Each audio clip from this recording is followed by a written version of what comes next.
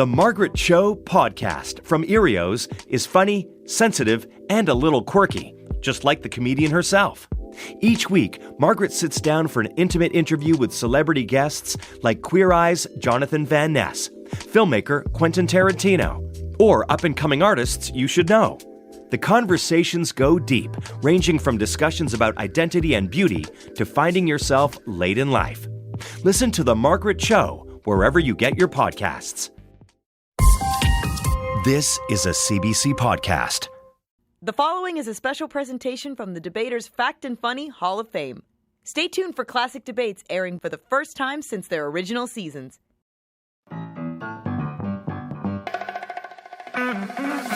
Hey, Charlottetown, it's time to celebrate your PEI-ness. From Prince Edward Island, it's the Debaters!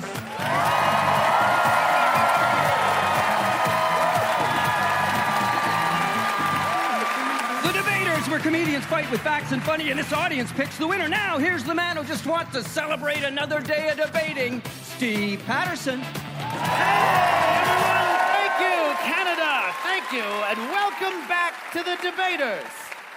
We're here in Charlottetown, PEI, and Canadian music icon Stompin' Tom Connors grew up here, didn't he?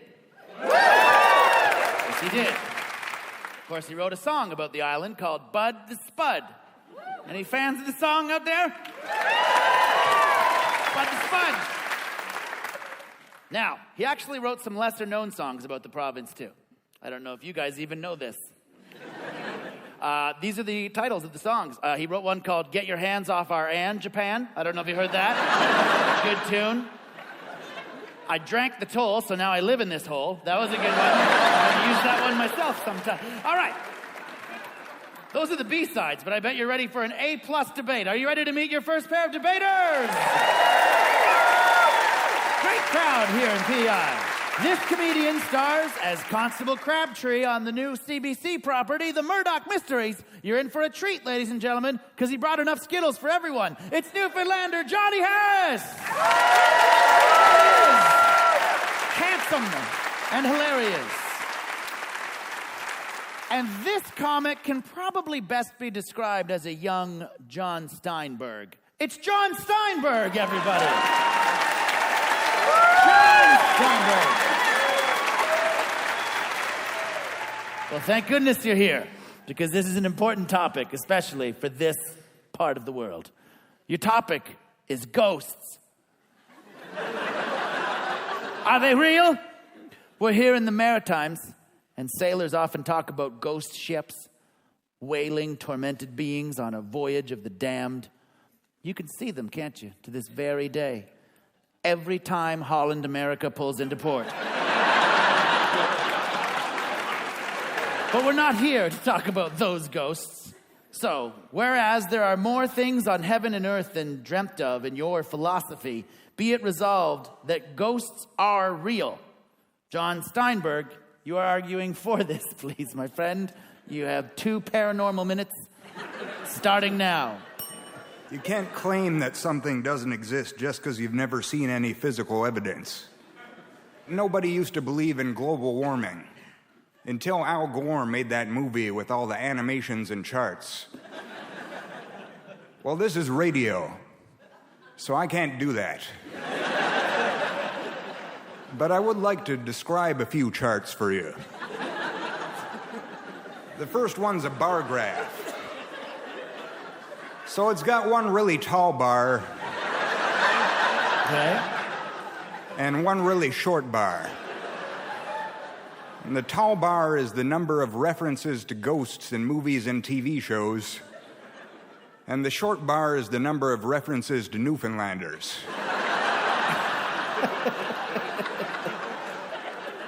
So looking at this chart, Johnny, you'd have to forgive the ghosts if they didn't believe you exist.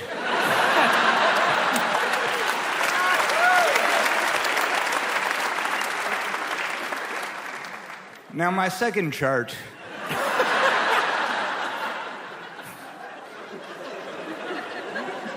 it's simply called Things That Exist. And it's got 2 bars on it. One is ghosts, and the other is the Sasquatch. because the Sasquatch also exists. And he's not going to live forever.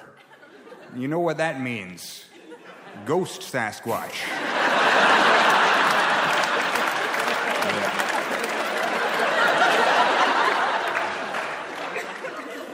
I'm just a comic who makes a little bit of money on the side doing some acting and installing ghost Sasquatch bunkers.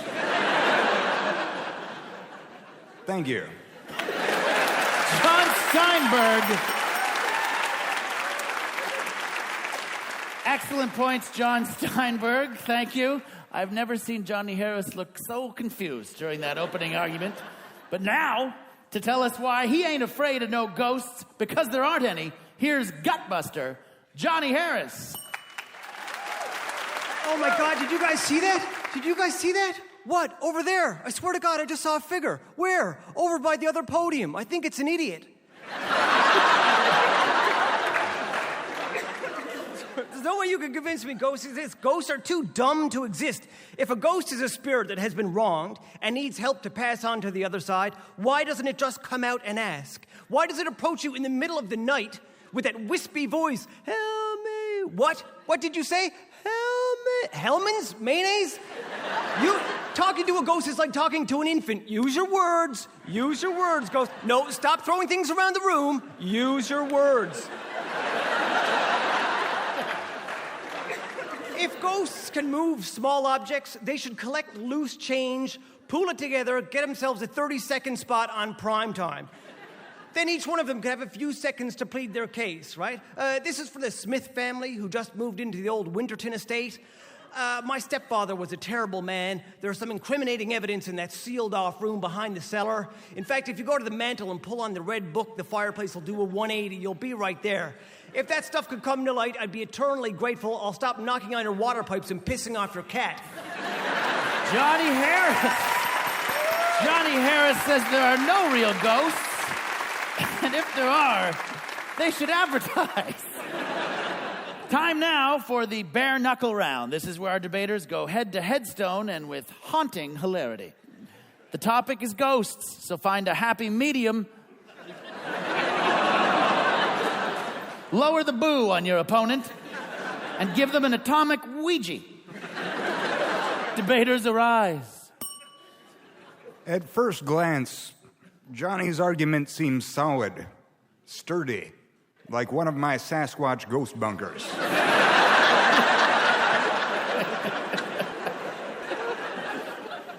But on closer inspection, it's flimsy and full of holes, like my competitor's Sasquatch ghost prevention nets. Johnny, jump in there if you can. I really don't know where that leaves me, but I'm just going to say, if there were ghosts, we would have proof. You've got teams all over the world trying to prove. You've got national television shows, people going into supposedly haunted places with their infragreen camera and their electromagnetic disturbance monitor, and they're like, oh, it's getting a reading. There must be a ghost. There must be a ghost. When really, if you drink enough aspartame, you could set one of those things off with a good fart. It's not solid evidence. That's all I'm saying. I hope it's sort of solid. John? Well, it's called reality TV for a reason. That's the bare knuckle round, everybody.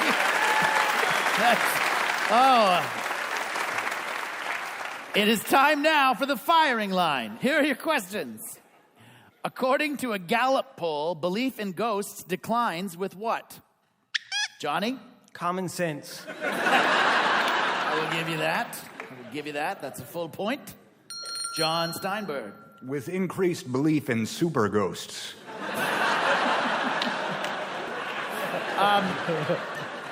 Belief in ghosts declines with age. With age. As you get older, you believe in less ghosts.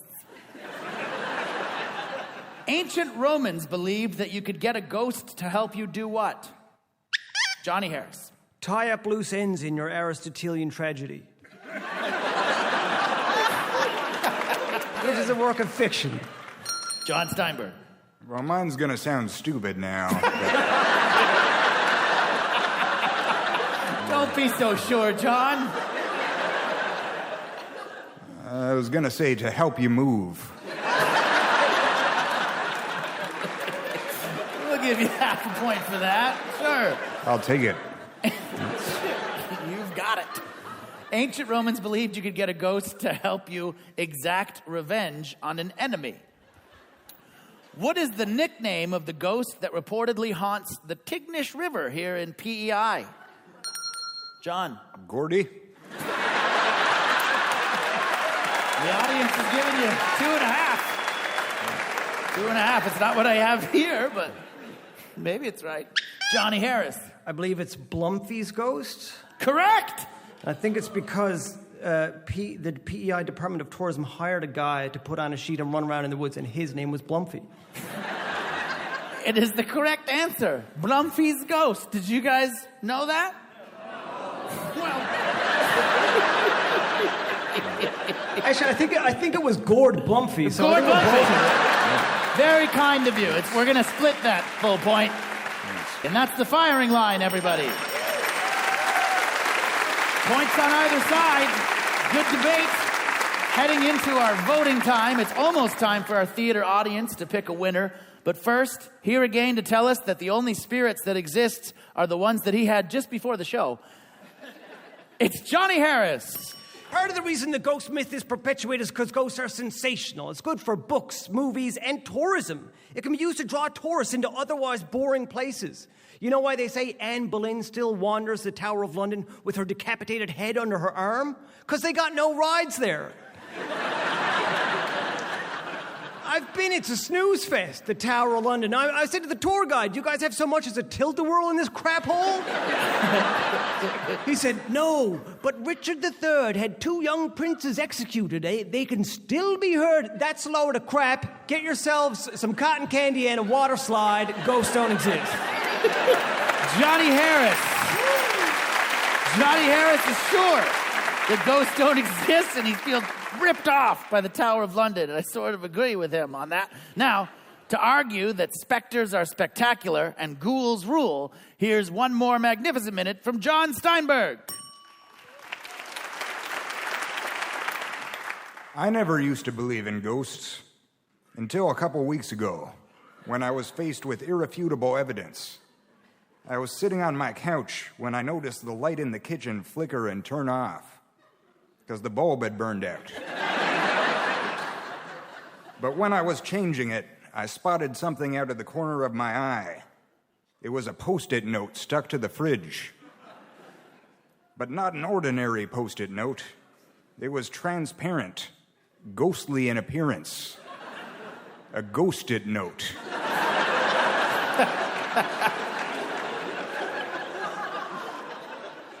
That's when I remembered that I'd run out of Post-it notes the night before.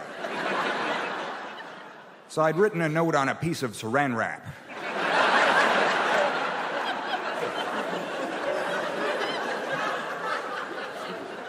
Anyhow, the note said research ghosts for debate. So I did.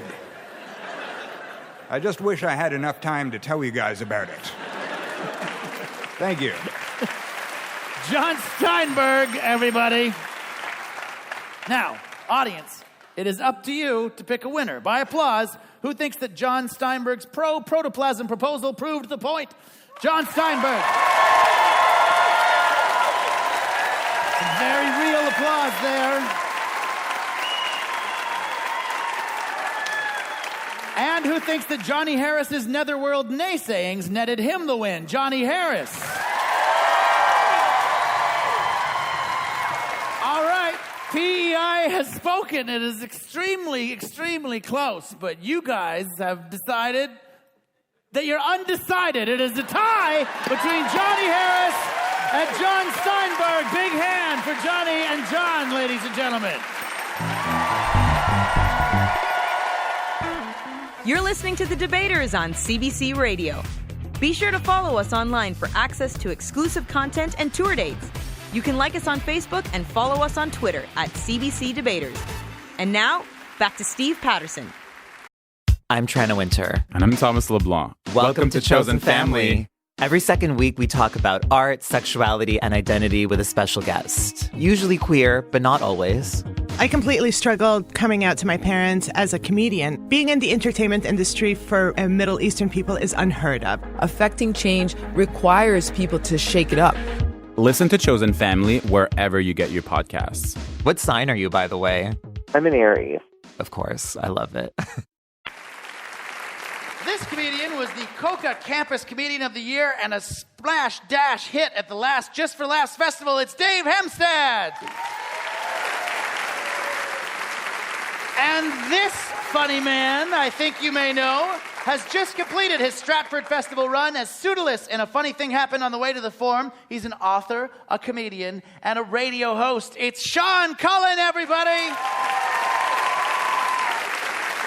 There he is. Guys, your topic, wow, pie versus cake. Which is superior? Today we will settle it once and for all, with one of you getting your just desserts while the other goes away half-baked. Whereas pie is a simple confection whose very aroma can delight, be it resolved that when it comes to desserts, pie is superior to cake. Dave Hemstad, you're arguing for this, please. You have 2 minutes beginning now. Thank you, Steve. This isn't really a debate. It's a celebration of pie. Now, picture, if you will, a pie and a cake on a counter before dinner. Now imagine that you catch someone poking at him, maybe pinching a little, okay? Someone licks a little icing off the cake. I'd say, hey, come on. Someone tries to steal a little pie, I would break their fingers. And then they would be dead to me. Okay, a pie crust is a sacred family heirloom, like a father's watch. It's a veritable rite of passage and has long been the symbol of a happy home. It's almost impossible to fight with someone who's making a pie. Hey, did you throw my good... Holy smokes, is that a pie? I love you. That pie should be included in the same sentence as cake is really an insult to pie. No, try switching them. Chicken pot cake. Steak and kidney cake. It's disgusting. Okay, but chocolate pie, vanilla pie, you had me at pie.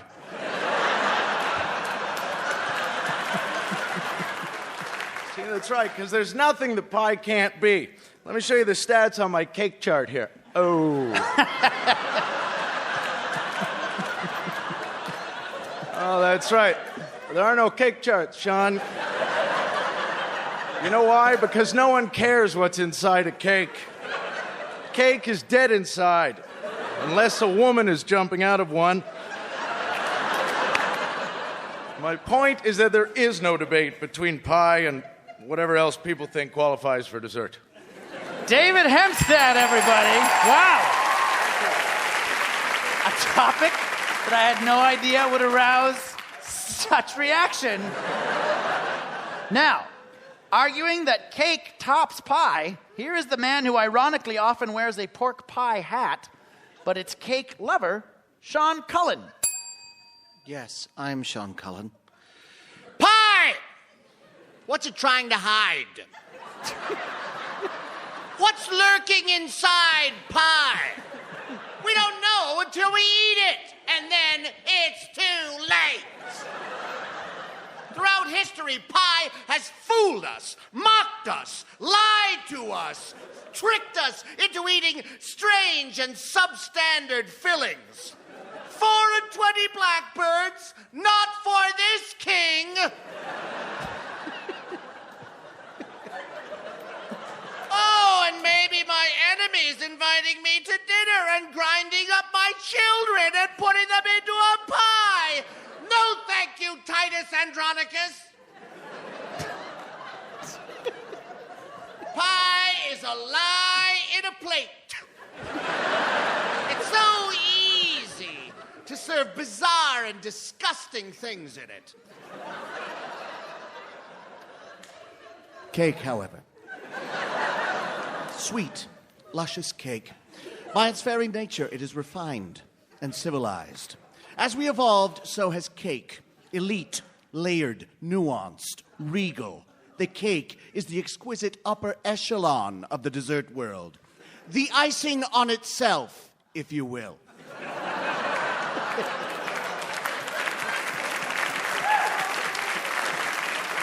There is no ambiguity with cake. It is delicious, it's sweet, it'll make you fat.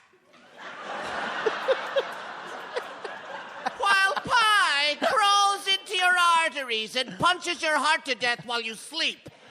Lying, filthy, dirty, crusty, flaky, lying pie.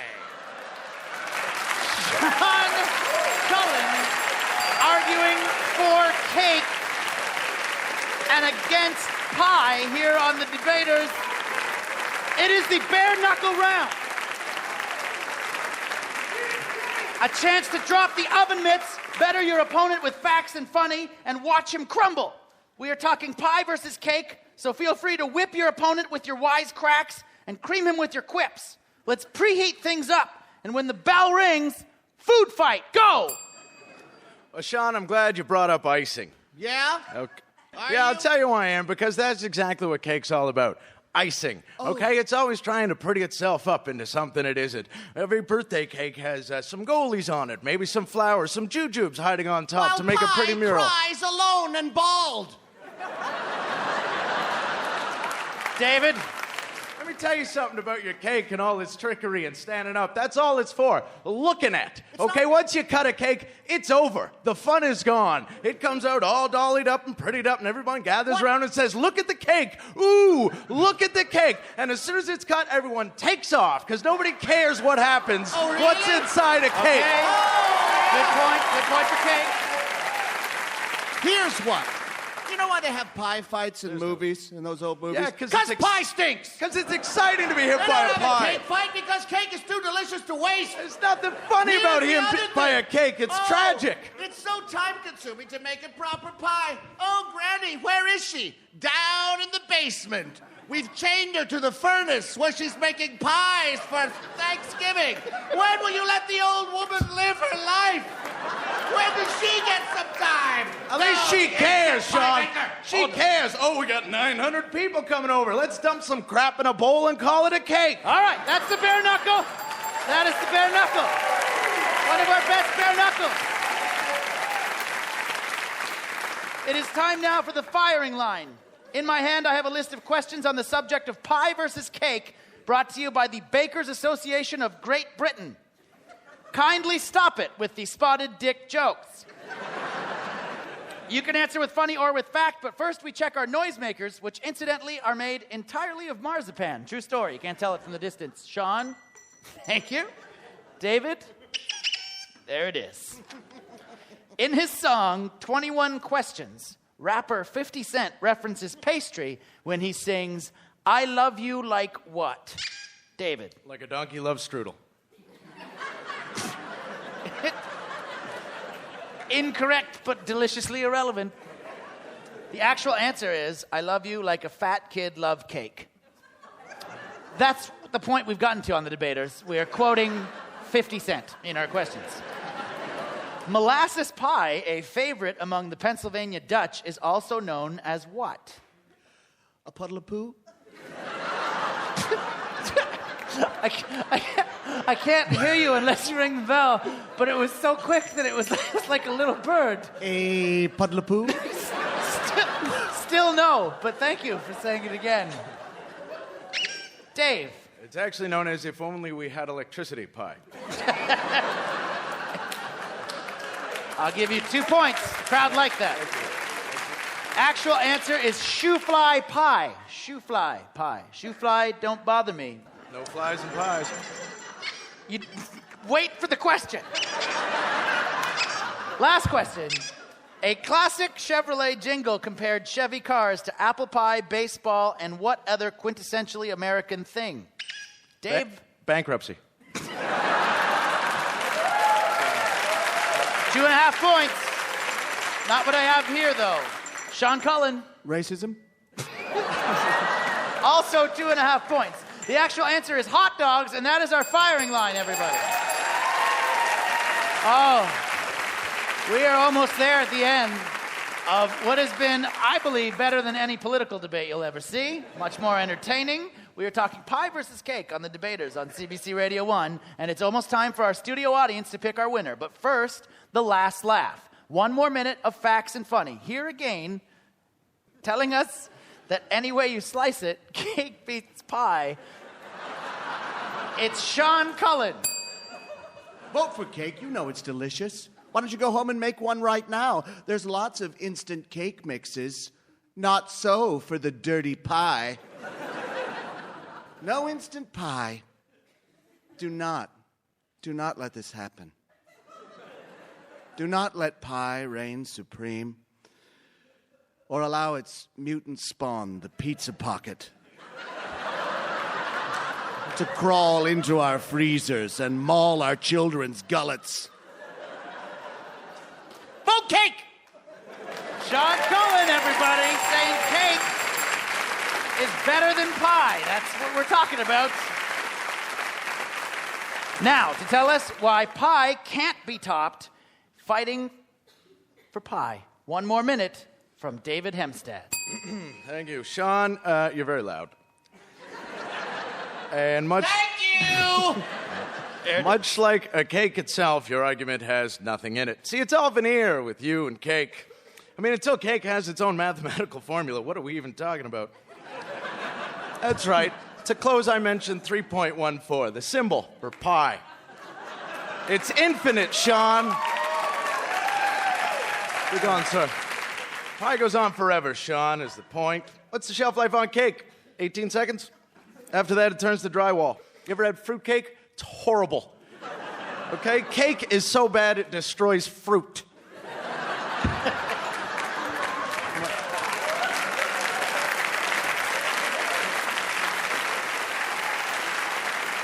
Cake is crud, pie is forever. Because pie is pure and cake is evil. Pie was sent to save us from cake, Sean, and that's why pie is superior. David Hemstad. Wow. David Hemstad fighting for pie, the pastry kind, using its mathematical contemporary to use an example. It's now time for the audience to pick a winner in what has been, truly, one of our closest, most ridiculous debates we've ever had on this show. There's nothing ridiculous about this. By applause, who found that David's pro-pie polemic's the tastiest? David Hemstad for pie. Wow.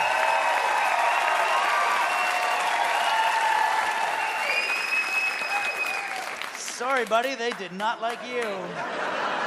And who thought that Sean is walking away? Come back, Sean!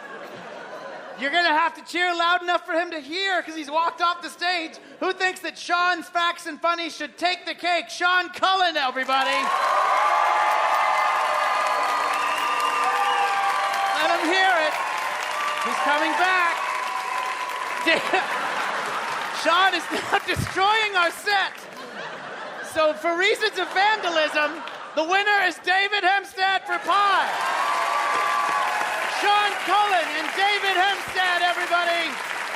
That's all for this week. I'm Steve Patterson saying you can have your cake and eat it too. Whoever says otherwise is a sadistic freak. I'll talk to you again soon, Canada. Good night.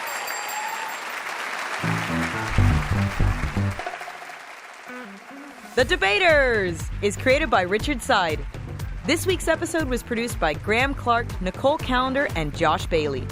Our classic debates were produced by Richard Seid, Anna Bonakowski, and Philip Ditchburn. With technical production by Rod Snedden, Pat Martin, Dennis Patterson, and Chris Jackson. And Tracy Rideout is the executive producer of CBC Radio Comedy.